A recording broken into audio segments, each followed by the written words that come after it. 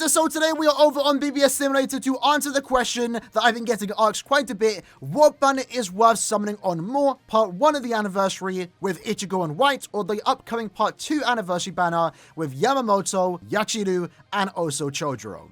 And I'm not gonna lie, the question is kind of tough. Both banners have great things about them, but also bad things about them. And at the same time, it ultimately comes down to your account and what you actually do need more and what you value more. Because if we quickly break down both banners, first up, let's look at the 8th anniversary banner.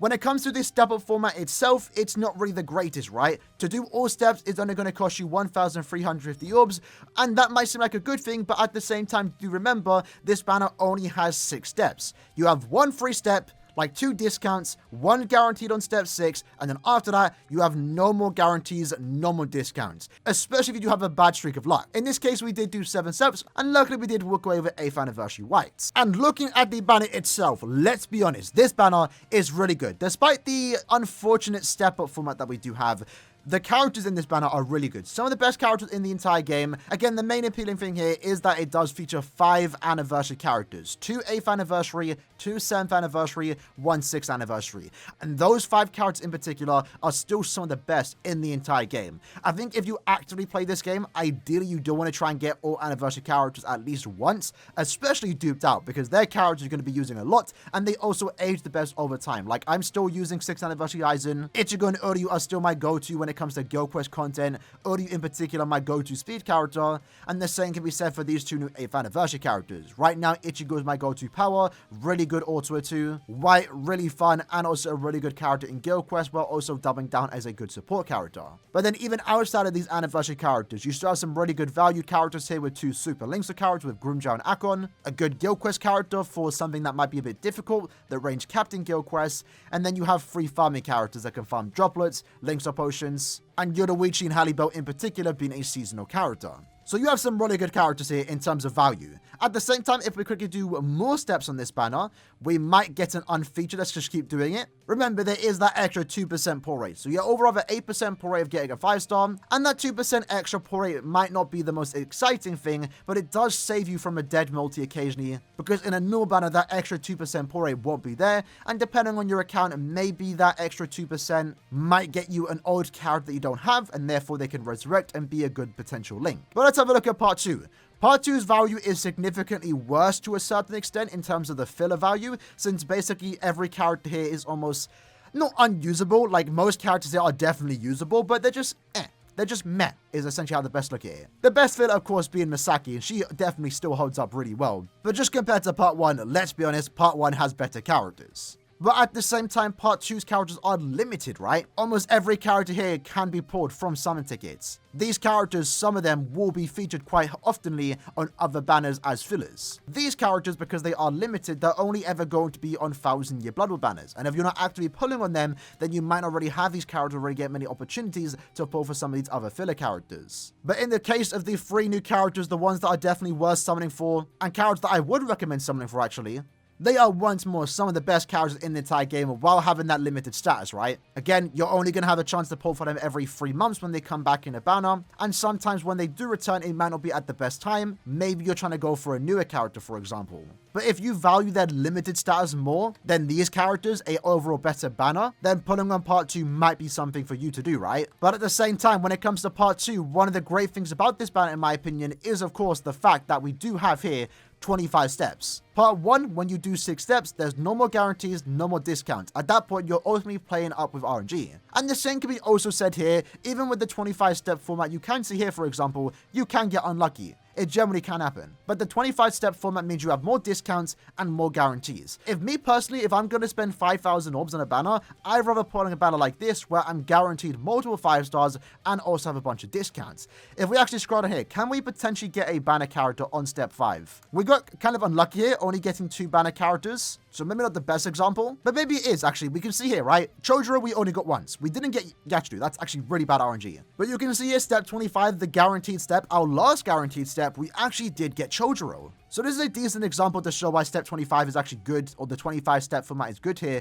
because hypothetically, if we spent all these orbs on the, other part of the anniversary banner, that 25th step would have been a 4-star. It wouldn't have gotten us Chojuro. And in this case, we would have potentially walked away with 1 banner character in 5,000 orbs. if we do it again, that's way better luck. Damn, getting that in 5,000 orbs is actually kind of crazy. I would love for that to happen to me. Let's see the luck though. So, oh, that is a beautiful step. So you can see here, step 5, we got an extra Yamamoto. That wouldn't have been there if the guarantee wasn't there. Step 15, we got another Unohana. Again, that wouldn't have been there if it was the 7-step banner. And then step 25, oh my god, I'm just seeing all these Yachirus and it's just making me jealous, even though it's just fake summons. A simulator. But you can see on step 25, we did get another Chojuro. So these 25-step formats, the guaranteed 5 stars, the multiple guaranteed 5 stars are really good and can and will potentially get you a banner character. So ultimately, when it comes down to what banner you should summon on, it's hard to say. It really comes down to your account and what you value more and what you also need. The benefit about part 1 is that the banner as a whole is better. The filler value here is great. Overall, you have a better chance of getting something of value here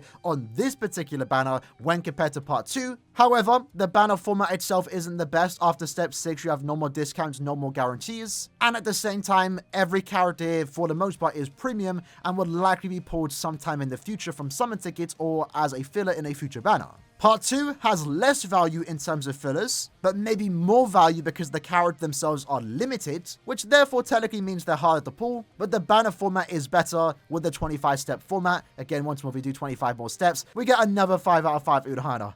That's not going to happen to me, I'll guarantee you that. But you can see there once more, step 10, guaranteed 5-star, we got Unohana. And step 15, got us a Chojuro. So it ultimately comes down to you watching this video, what banner has more value. For me, part 2 has more value, for my personal account. But then again, I got really lucky. In this case, I have a 5 out of 5 Aizen, I have Grimmjow, I only did him once. I have a 5 out of 5 Uryu, Ichigo, and also White. And getting another dupe of 8th anniversary Ichigo really isn't going to do much for my account. When it comes to part 2, of course, I do want to personally get Yachiru. She's one of my favorite characters in the series. But I also do want Chojuro for the upcoming 8th anniversary co-op quest. And Yamamoto is setting up to be the best Brave Battle character. And I want to pull him just to have it each time in that mode. When it comes to the fillers, I also do want to try and get Masaki Max Transcended, and I also do want to get Lie because I am missing him. And as a collector, as someone wants to get every 1,000-year blower character in the game, Lie is one of the few characters that I'm missing, and one of the older characters that I am missing. So for me, easily, I'm going to go into part 2. And in my case, I do plan to spend around 5,000 orbs. Since it's a 25-step banner, I'm going to do 25 steps. And hopefully, when I do 25 steps, I don't walk out with an outcome like this because I do want to get Unohana 5-5. I just need to pull her twice, and I wouldn't mind using 3 rainbow sources on her. But I do want to mention too, when it comes to my ult account actually has better value summoning on part 1 when compared to part 2. You know, my ult account could definitely make some value with this Yachiru, Yamamoto, and also Chojuro, but my ult account is more so focused on getting some really good Guild Quest characters duped out to max. So in that case, part 1 is actually something that I would rather pull on my ult account. And I will be doing those summons later tomorrow, because I need 1 more copy of Aizen and also Ichigo to get 5-5. I want 2 more dupes of Ichigo to get 5 out of 5. And while doing that, if I could also potentially pick up dupes of this particular White,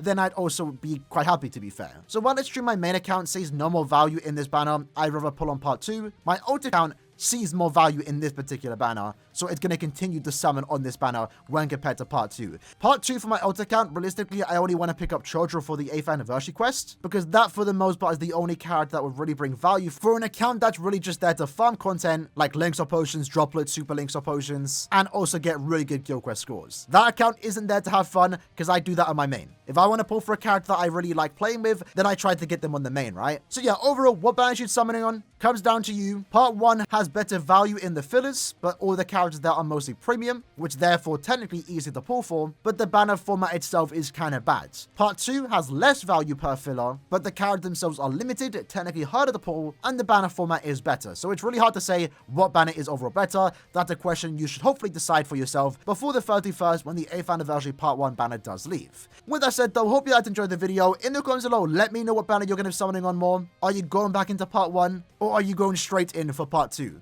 Or are you potentially saving for end of the month August because we also are getting another big banner then? I'm curious to know. I'll see you guys next time. Take care and peace.